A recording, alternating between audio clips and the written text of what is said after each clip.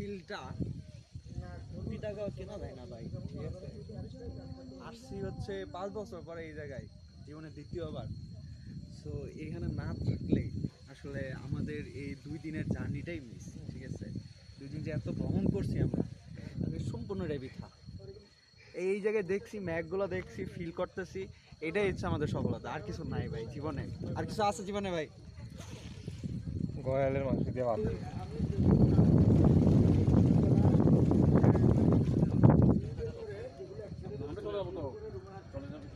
হ্যাঁ, এখন বেরিয়ে যাবো, একটা হাতে ছুটতে পারলে করে।